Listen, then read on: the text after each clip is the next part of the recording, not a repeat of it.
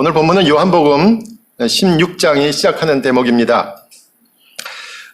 반복해서 말씀드리지만은 요한복음 13장에서 16장까지는 예수님께서 마지막 식사 자리에서 제자들에게 하신 말씀입니다. 다른 본문에는 예수님께서 마지막 식사가 짧게 기록되어 있는데 요한복음은 아주 길게, 아주 긴 사설의 형태로 되어 있습니다. 오늘 사실은 1절부터 11절까지 이렇게 되어서 더 길게 되어 있었습니다만은 1절에서 6절까지 본문은 제가 생략했습니다. 그 내용을 간략하게 말씀드리면 오늘 읽은 본문 7절 앞에 있는 1절에서 6절까지의 내용은 뭐냐면 예수님께서 이제 고난을 당하시고 죽음을 당하실 텐데 근데 그 고난과 죽음이 예수님에게만 국한된 것이 아니라 제자들도 그 고난과 죽음을 당하게 되리라는 예고 말씀을 하신 거예요. 제자들이 당할 고난은 우리가 일전에 살펴본 것처럼 요한복음 15장에 따르면 그들이 주님에 대한 증인이 되고 있기 때문에 당한 고난입니다. 주님에 대한 증인이 되기 때문에 고난을 당하는 거죠. 주님에 대해서 알리고 주님을 이야기하고 주님께서 사신 삶을 몸으로 증언할 때 당하게 될 일이었습니다. 그 고난의 구체적인 내용은 1절에서 6절 사이에 유대교로부터의 출교와 죽음이라고 얘기하고 있어요. 종교와 사회가 하나인 유대 공동체, 유대인 공동체에서는 유대인 공동체로부터 출교당한다, 유대교로부터 출교당한다라는 것은 우리가 당하는 것과는 전혀 다른 생각이죠. 아마 제가 이 자리에서 어느 집사님 오늘 나오지 마십시오. 앞으로 우리 교회 나오지 마십시오. 그러면 교회가 여기밖에 없어. 그러고 다음 주에 옆에 가실 거예요. 멋진 교회로 가시면 되죠. 그런 분위기가 아니라는 거예요. 그 당시 유대교는 출교당하면 공동체로부터 떨어지는 거예요. 죽음을 의미합니다. 그러므로 출교는 결국 육체적인 죽음을 포함할 수밖에 없었습니다. 그러므로 출교와 죽음은 그리스도를 증언함으로 받게 되는 유대 사회에서는 가장 큰 시련을 말하는 것입니다. 그저 예수님을 심리적으로나 내면적으로 믿기 때문에 당하는 어려움이 아니라 예수님을 입 밖으로 그리고 삶으로 증언할 때 따라오는 고난입니다. 그런 의미에서 신앙생활은 낭만적이거나 즐거운 일이 아니고 신앙은 너무나 냉혹한 현실의 이야기가 되고 있습니다. 그렇습니다. 신앙은 현실의 이야기입니다. 현실을 도피하려는 공상이나 상상 또는 환상과는 다르다는 말씀입니다. 특히 유대인들로부터 당할 고난을 설명하면서 2절에서는 유대인들이 제자들을 박해하면서 스스로 하나님의 일을 하고 있다라고 생각합니다. 어처구니 없는 현실이죠. 그러니까 제자들을 죽일 텐데 그들을 어려움을 처하고 또 뭐예요? 출교할 텐데 그때 뭐예요? 하나님의 일을 하고 있다라고 생각하면서 그 일을 자행한다는 거예요. 참 어려운 문제죠. 같은 하나님을 섬긴다고 하지만 실제로는 하나님을 알지 못하기에 하나님의 아들을 죽이는 기가 막힌 현실이 벌어진 겁니다. 여러분, 그 어떤 박해보다도 종교적인 이유로 받는 박해는 가장 가혹합니다. 여러분, 종교는 사실은 사람을 살리기 위한 거 아니었을까요? 그런데 사람을 살리기 위한 종교가 잘못되면 사람을 죽이는 일에 가장 집요하고 가장 가혹하고 가장 잔인합니다. 제가 다른 종교는 잘 모르겠지만 유대교 이후로도 교회의 역사는 그런 의미에서 잔혹사였습니다. 그래서 예수님께서는 제자들에게 낙담하지 말라고 하면서 먼저 1절에서 6절까지를 밝히시고 계셨던 것이고 이제 세상을 떠나시면서 제자들에게 위로와 격려의 말씀을 전하고자 하신 거죠. 그러면서 박해의 상황에 그것도 주님 없이 지낼 제자들이 겪을 일들을 생각하면서 오늘 본문에서 보혜사를 약속하신 거예요. 그러니까 보혜사 성령은 결국 어떤 자리에 누구에게 가느냐? 어려움의 현실에 처해 있는 제자들을 위한 것이다 라고 말씀하신 것입니다. 이미 예수님께서는 우리가 살펴본 것처럼 14장에서 보혜사 성령에 대한 말씀을 하셨습니다. 14장 16절과 17절에서 예수님께서 다른 보혜사는 바로 오시면은 진리의 영으로, 진리의 영이라는 표현을 쓰셨고요. 제자들과 함께 거하시겠다, 함께 거한다, 내주한다, 여러 가지 표현이 있겠죠. 진리의 영이다, 함께 거하신다라고 얘기하셨고요. 14장 26절에서도 보혜사 성령께서는 예수님께서 하신 말씀과 사역을 기억나게 하고 이해하게 하시는 분이라 이렇게 말씀드렸습니다. 그래서 제가 기억과 이해와 의지 이렇게 표현했던 기억이 있습니다. 그렇다면 예수님께서 보내실 성령은 주님을 증언하다가 고난 가운데 있게 될 제자들에 대한 예수님의 약속이고 선물입니다. 성령은 고난에 주어진 축복인 것입니다. 특별히 어려움과 고난에 있는 이들이 흔히 세상에서 보듯이 그들이 당하는 어려움과 고난으로, 이 고난은 어려움을 당하면 세상에서는 어떻게 됩니까? 계속 어려운 일이 있으면 왜곡되게 바라보죠. 삐딱하게 살게 되죠. 강팍해지죠. 그런데 성령께서 오시면 그러지 않고 오히려 더 큰 그림으로 세상을 볼 수 있도록 눈을 열어주는 진리의 영이다라는 겁니다. 그리고 성령님은 어려움과 고난을 묵묵히 감당하고 이기는 이들과 늘 함께 하시려고 오신 하나님의 영이십니다. 그리고 그 어려움과 고난의 한복판에서 주님의 말씀을 더 깊이 묵상하여 기억하게 되고 이해하게 되며 결국은 더 적극적인 삶의 의지로 세상을 향해 나갈 수 있도록 도우시는 하나님의 능력의 약속인 것입니다. 오늘 본문은 그 진리의 영으로, 제자들과 함께 거하시는 영으로, 그리고 주님의 말씀과 사역을 기억하고 이해하며 선한 의지로 살도록 하시는 그분의 일을 14장과는 다른 각도에서 얘기를 하셔요. 성령이 하시는 일인데, 그러면 요한복음 14장에서도 성령이 하시는 일을 얘기했는데 왜 또 16장에서 성령이 하시는 일을 또 하냐? 조금 다른 각도예요. 그 말은 뭐냐면 세상에 대하여, 그래서 구체적으로 얘기하자면 세상에 대하여 성령이 하시는 일을 오늘 세 가지로 말씀하고 계세요. 구체적으로 8절에 나오죠. 무엇입니까? 죄에 대하여, 두 번째는 의에 대하여, 그리고 심판에 대하여 말씀하고 계신다, 이렇게 생각할 수 있습니다. 세상 사람들에 대한 거예요. 다시 말해 정리하자면 요한복음 14장은 제자들에 대해서 성령께서 하시는 일이었다면 이번 16장에서는 세상 사람들에 대해서 성령께서 하시는 일을 세 가지로 생각해 볼 수 있다는 말씀입니다. 첫째는 성령은 세상 사람들이 죄를 깨닫게 하는 일을 하신다. 죄를 깨닫게 하는 일을 하십니다. 양심을 통하여, 그리고 그리스도의 오심을 통하여 세상 사람들이 자신들이 어쩔 수 없는 죄인이라는 사실을 깨닫도록 하는 것이 성령이 하시는 일입니다. 세상 사람들이 죄에 대하여 자각하지 못할 때 성령께서 죄를 드러나게 하십니다. 그리고 사람들이 죄인임을 알게 하십니다. 그리고 바로 그 죄 때문에 예수님의 고난과 죽음이 있었다는 것을 받아들일 수 있게 하는 겁니다. 그러므로 세상 사람들의 영적인 무지와 혼돈을 바로잡는 것이 성령이십니다. 근데 현실은 어때요? 불행하게도 현실은 세상 사람들이 자신들의 죄를 깨닫지 못하고 있습니다. 그 이유를 요한복음 14장 17절에서는 이렇게 말씀하셨지요. 그는 진리의 영이라 세상은 능히 그를 받지 못하나니 이는 그를 보지도 못하고 알지도 못함이라 라는 말로 세상 사람들의 상태를 알리고 있습니다. 자신들이 죄인이라는 것을 깨닫지 못하는 것은 성령을 받지 못해서 그렇습니다. 그렇다면 성령이 오시면 자신의 죄를 깨닫는 것은 분명합니다. 제가 몇 번 말씀드린 기억이 있습니다만은 마가복음 3장 29절에서 예수님께서 이렇게 말씀하셨어요. 누구든지 성령을 모독하는 자는 영원히 사하심을 얻지 못하고 영원한 죄가 되느니라. 사실 이 말씀 이해하기 참 어렵잖아요. 사실 이 맥락은 예수님께서 귀신을 내쫓는 사역을 하시자 예루살렘의 서기관들이 와서 예수님이 귀신의 왕 바알세불을 힘입어서 귀신을 내쫓는다라고 말한 거예요. 이때 예수님께서 그 말씀을 하신 거예요. 도대체 예수님은 모든 걸 다 용서하시는데 왜 성령이 하는 것을 모독하고 거스리고 방해하는 자는 용서받지 못한다라고 얘기하셨을까? 성령이 하시는 많은 일 가운데 하나는 사람으로 하여금 뒤를 돌아보고 내가 어떤 삶을 살았는지 삶을 돌아보면서 잘못한 것을 깨닫게 하시는 일이죠.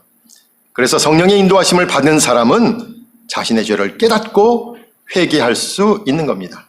만약에 성령을 거스리고 성령을 무시하고 성령을 받아들이지 않으면 어떤 사람입니까? 항상 자기가 가장 잘난 존재고 자신은 늘 옳고 자신은 늘 정당한 삶을 살았다는 말만 되새길 것입니다.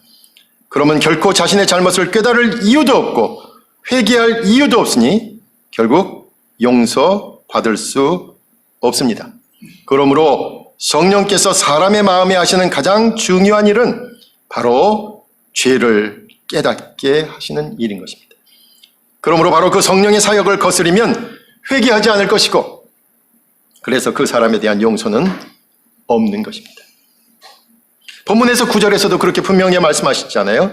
죄에 대하여라 함은 그들이 나를 믿지 아니하며 라는 말씀으로 연결됩니다. 다시 말해 성령을 받지 않고 자신의 죄를 알지 못하니까 예수 그리스도가 왜 이 땅에 왔어야 하는지, 그분이 왜 고난을 당해야 했는지, 왜 그분이 죽으셔야 했는지를 받아들이지 못하게 된 것입니다. 오늘 사실은 기대했었는데 사도행전 1장, 2장, 3장을 같이 읽었었으면 아이고 오늘 성경 본문 제가 인용하려는데 딱 맞다 이렇게 생각을 했어요. 사도행전 2장이 바로 오순절 성령 강림 사건을 기록하고 있잖아요. 2장 37절에서는 성령이 임한 오순절 사건 후에 베드로가 처음으로 용기를 내서 예루살렘 사람들에게 설교를 하는 내용이 나옵니다. 그 본문은 요엘서 2장 28절 말세가 내 영을 부어주리니라는 말씀을 가지고 베드로가 설교를 합니다. 이때 사람들이 어떻게 반응을 합니까? 그들이 베드로의 설교, 이 말을 듣고 마음에 찔려 베드로와 다른 사도들에게 물어 이르되 형제들아 우리가 어찌할꼬 하거늘 베드로가 이르되 너희가 회개하여 각각 예수 그리스도의 이름으로 세례를 받고 죄사함을 받으라 그리하면 성령의 선물을 받으리라 라는 내용을 통해서도 분명해집니다. 성령이 하시는 일은 죄를 깨닫고 마음에 찔림이 있게 하고 그리고 더 나아가 회개하게 하시는 것을 분명히 알 수 있습니다. 자신의 잘못을 깨닫고 고백할 수 있는 마음, 자신의 삶을 돌아볼 수 있는 마음, 그리고 겸손히 예수님 그리스도께 나아올 수 있는 마음, 성령이 하시는 일입니다. 두 번째는 성령은 세상 가운데 하나님의 의를 드러내십니다. 하나님의 의를 드러내신다. 사도행전 2장에서 사람들이 베드로의 설교를 듣고 마음에 찔림이 있었듯이 성령을 통해 사람들은 세상에 대한 하나님의 의지와 목적을 알게 됩니다. 세상 사람들을 사랑하시고 세상을 구원하고자 하는 바로 그 하나님의 의지와 목적이 의롭다라는 거예요. 하나님의 의로움에 대해서는 여러 가지의 설명이 가능할 건데 저는 오늘 본문에서는 오히려 하나님 자체가 의롭다라는 것보다는 하나님이 세상에 대해서, 세상 사람들에 대해서 갖고 계신 그분의 의지와 목적이 의롭다라고 이해되어야 될 거라고 생각합니다. 그래서 하나님께서 세상 사람들을 구원하고자 예수 그리스도를 보내신 것이죠. 그러므로 하나님의 의로우심은 바로 세상 가운데 오신 예수 그리스도를 통해 나타난 겁니다. 예수 그리스도야말로 하나님의 의로우심을 그대로 보이신 것이며 하나님의 의를 드러내기 위해서 예수님께서 세상에 오신 것입니다. 결국 자신의 죄를 깨닫고 회개하는 사람들에게 예수 그리스도를 통해 구원을 받게 하시는 것이 하나님의 의지이며 목적입니다. 그리고 이를 이루는 길이 바로 하나님의 의가 되는 예수 그리스도를 통해서 되는 것입니다. 그러므로 예수님께서 고난과 죽음을 통해 하나님께로 감으로 하나님의 의를 온전히 이루신 것이 되죠. 예수님께서 고난과 죽음을 당하시는 것이, 그래서 하나님께로 돌아가는 것이 결국 하나님의 의, 즉 세상을 구원하시는 길이 된다라는 거예요. 예수님께서 그 힘든 사역을 다 하시고 체포되어 고난을 받으시고 끝내는 십자가에서 숨을 거두시는 것은 세상의 시각으로는 아무 효과가 없는 것 같이 보이잖아요. 전혀 쓸모없는 일인 것 같고 어떻게 보면 세상 가치로는 예수님의 십자가는 실패한 인생으로 볼 수밖에 없지만 그분의 십자가는 하나님의 의를 이루는 과정이었다라는 거예요. 그리고 세상을 구원하시려는 하나님의 의를 드러내신 것입니다. 구약 이사야 51장 5절에도 구약 40장 이사야서 40장 이후로는 회복하시는 하나님에 대한 이야기가 나오잖아요. 하나님의 의로우심과 구원이 동일한 것임을 증거하고 있습니다. 우리나라 개정으로 보면요, 좀 어려워서 세 번역으로 제가 한번 읽어볼게요. 이사야서 51장 5절. 나의 의가 빠르게 다가오고 있고 나의 구원이 이미 나타났으니. 의와 구원을 병행해서 쓰고 계셔요. 하나님의 의로우심은 구원이라는 목적에 닿아 있습니다. 그러므로 세상을 구원하시는 일에서 하나님의 의가 나타납니다. 이사야서 52장 10절에도 세 번역은 이렇게 되어 있습니다. 주님께서 모든 이방 나라들이 보는 앞에서 당신의 거룩한 능력을 드러내시며 의를 드러내시며 땅 끝에 있는 사람들은 모두 우리 하나님의 구원을 볼 것이다. 의로움과 구원.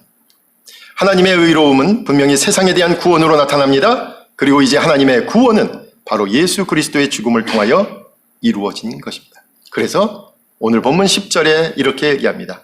의에 대하여라 함은 내가 아버지께로 가니 너희가 다시 나를 보지 못하며, 결국 본인이 죽으셔서 십자가에 달려 돌아가시는 것이 하나님의 의를 이루는 것이고, 그 고난과 십자가를 통해서 제자들이 예수님을 다시 보지 못하게 되지만 예수님께서 하나님께로 가는 것은 결국 하나님의 의를 드러내시는 것이고, 그렇게 세상을 구원하시는 것이다 라는 말씀입니다.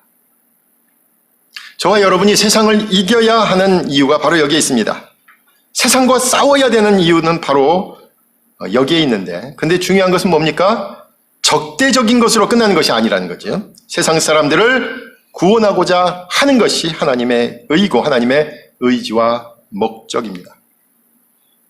타락한 세상의 가치관, 성공 신화, 물질 만능주의에 대한 싸움은 실제로는 세상 사람들을 구원하고자 하는 목적에 있다는 것을 항상 기억해야 합니다. 하나님의 의를 말하면서 하나님의 의를 통해서 세상 사람들에게 오히려 그 말을 통해서 세상 사람들에게 혐오감을 주거나 세상 사람들을 파멸시키거나 결국은 멸망시키는 것에 있지 않고 오히려 세상을 구원하시는 데 있습니다. 자칫 전도와 선교라는 이름으로 혐오감을 주거나 윽박지르거나 강압적이거나 폭력을 행사한다면 이것은 하나님의 구원에서는 점점 멀어질 수 있다는 사실을 잊지 말아야 합니다. 하나님의 의로움을 드러낸다고 하면서 세상 사람들에게 무리함과 불쾌함과 불편함을 초래한다면, 그래서 실제로는 사람들이 교회로 오는 길을 막고 있다면 하나님의 의로움에서 점점 멀어지고 있다는 것을 알아야 합니다. 교회의 모든 일은 바로 하나님의 의로움 그리고 세상에 대한 구원을 위한 것에 모아져야 합니다. 어떻게 하면 한 영혼이라도 예수 그리스도를 바로 만나게 할 수 있을까? 어떻게 하면 한 사람이라도 이 소중한 하나님의 구원 계획에 참여할 수 있게 할까? 어떻게 하면 이 땅에서 한 사람이라도 하나님의 의로우심을 체험하게 할까? 그리고 우리가 어떻게 하나님의 의로움을 조금이라도 더 드러내며 살까? 여기에 모아져야 합니다. 마지막으로 세 번째는 성령은 세상의 심판을 드러내십니다. 11절에서 예수님께서 심판이라 함은 이 세상 임금이 심판을 받았음이라 라는 말씀에 나타납니다. 성령은 예수님의 죽음에서 세상 사람들이 궁극적으로 예수님께서 승리하셨음을 보게 만든다라는 거예요. 여기서 주목해봐야 할 것이 있습니다. 성경을 읽으면서 주목하라는 게 몇 군데 있죠. 이 본문이 바로 우리 개역개정으로는 과거형으로 되어 있죠. 이 세상 임금이 심판을 받았습니다. 근데 이제 원어는 완료형으로 되어 있어요. 완료형으로. 우리나라에는 그 완료형이라는 태가 없으니까 과거형으로 많이 바꿔 쓰지요. 이런 뜻이죠.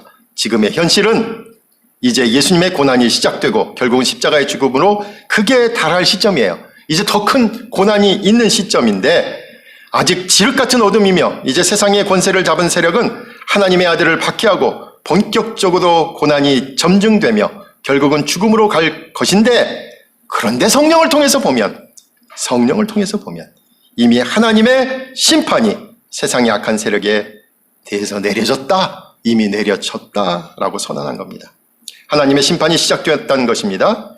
그래서 악한 세력이 극도로 더 악해지는 것을 보면서 하나님의 심판이 본격적으로 시작되었다는 것도 분명히 알게 된다라는 거예요. 예수님께서는 자신의 사역을 이와 같이 처음부터 완료형으로 여기고 계셨습니다. 마가복음 10장에서 세베대의 아들인 야고보와 요한이 와서 청탁을 할 때가 있었죠. 예수님께서 영광에 드시면 하나는 우편에 하나는 좌편에 앉게 해달라고 부탁을 합니다. 그러자 예수님께서 10장 38절에서 이렇게 말씀하십니다. 내가 마시는 잔을 너희가 마실 수 있으며 내가 받는 세례를 너희가 받을 수 있느냐. 여기서 세례라 하면 결국 죽음을 의미하죠. 죽음. 여러분, 근데 세례는 예수님의 공생의 사건에서 언제 위치했죠? 공생에서 가장 첫 사건이잖아요. 예수님의 세례를 통해서 공생애가 시작되잖아요. 그러니 예수님께서는 자신의 공생의 첫 사건인 세례를 통해서 이미 자신의 죽음에 대한 사역이 시작되었음을 말씀하고 계셨던 거죠. 다시 말해 사역의 첫 순간이었던 세례를 통해서 사역의 마지막에 해당되는 죽음을 알고 계셨고 이미 자신의 사역은 끝을 향해 간다는 것을 제자들에게 계속 알리고 계셨던 겁니다. 바로 성령을 통해 예수님의 죽음을 통해 이제 거꾸로 그를 죽인 이들의 심판을 보게 됩니다. 전복적인 시각을 갖게 되는 겁니다. 세상의 권세를 잡은 세력은 하나님의 아들 예수 그리스도를 죽이겠지만 그 순간 그들에 대한 하나님의 심판은 이미 시작된 것입니다. 신앙의 눈은 바로 이와 같습니다. 성령을 통해서 우리에게 닥친 어려움과 고난의 한가운데서 우리는 그 끝을 보는 것입니다. 성령을 통해서 결과는 이미 우리에게 주어졌음을 확신하게 됩니다. 오늘 기도도 아마 그런 내용이었던 것 같아요. 지금 이 고난을 감당하고 있는 저와 여러분에게 이미 결과물이 주어졌다는 것입니다. 저와 여러분이 어려움과 고난을 감당하는 이 순간 그 열매는 맺히기 시작한 것입니다. 현재의 어려움과 고난이 이후의 결과와 동떨어진 것이 아닙니다. 그래서 주님께서도 이 세상의 임금이 심판을 받았습니다. 라고 분명하게 선언하신 것입니다. 2020년 아마 우리 인생에 있어서 모두가 기억하게 되고 커다란 시련의 시기를 겪고 있습니다. 모두가 어렵습니다. 여기에다 설상가상으로 지구온난화로 인한 기후의 역습은 저와 여러분에게 닥칠 일들이 결코 만만치 않음을 시시각각으로 보여주고 있습니다. 그리고 우리가 개인적으로 마주하고 있는 삶의 무게는 항상 더 무겁게 짓누르고 있습니다. 그런데 우리에게 오신 성령께서는 그 어려움과 고난의 한가운데서 그 끝이 가까웠다. 그 끝이 있다고 강조하고 계십니다. 어제는 8.15 광복절이었습니다. 광복 75주년이었죠. 36년 동안 일제강점기를 겪으면서 그 어느 누구도 우리에게 해방이 올 것을 안 사람은 거의 없었습니다. 태평양부터 인도 접경 지역까지 여러분 한번 지도를 펴내보세요. 그 당시 일본의 군국주의가 어마무시했죠. 태평양부터, 그렇죠? 인도 입구까지 그 모두를 장악한 일본 군국주의자들의 몰락을 예견한 사람은 거의 아무도 없었습니다. 그래서 그 많은 사람들이 다 변절할 수밖에 없었던 거예요. 그런데 그 모진 식민지 삶에서도 조국의 독립을 꿈꾸며 독립을 말하고 독립을 도모한 사람들이 있었죠. 그리고 결국은 그들의 말처럼 독립이 되었습니다. 꿈꾸며 말한 이들이 옳았음을 증명한 것입니다. 한국의 그리스도인들은 그런 점에서 역사를 통하여 어려움과 고난의 의미, 그리고 그 고난의 한가운데서 성령이 주시는 마지막의 대망을 너무나 잘 이해하게 되었던 것입니다.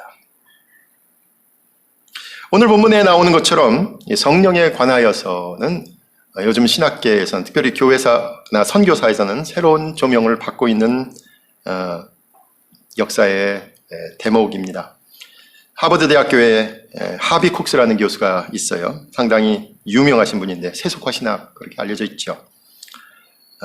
이분이 Fire from Heaven 직역하면 하늘로부터의 불. 여러분 하늘로부터의 불이니까 뭐겠어요? 여기 성령을 얘기하는 거겠죠. 그 책을 썼어요. 근데 그 전까지의 자기의 입장을 완전히 수정한 내용의 책입니다. 그 전까지는 세속 도시, 뭐 이런 책을 쓰셨어요. 그래서 세속화된 세상에서 더 이상 기독교가 설 곳은 없을 것이고 오히려 세속적인 세계관에 빨리 적응하는 교회만 살아남을 거다. 모든 교회가 다 세속화될 거다. 이렇게 예측을 했었어요. 비관적이었죠. 그런데 이분이 Fire from Heaven이라는 책을 쓰고서 성령이 하시는 일을 강조하는 사람들에 의해서 세계 기독교 지형도가 바뀌고 있다라고 인정하게 되었습니다. 그 책의 내용은 이와 같습니다. 성령이 하시는 일을 강조하는 교회는 전통적인 유럽이나 미국의 교회가 아니었습니다. 성령이 하시는 일을 강조하는 교회는 물리적인 세계관에 갇혀 있지 않았습니다. 성령이 하시는 일을 강조하는 교회는 교리나 절차나 예전을 강조하는 교회도 아니었습니다. 그리고 성령이 하시는 일을 강조하는 교회는 남성이 주도하는 가부장적인 교회가 아니었습니다.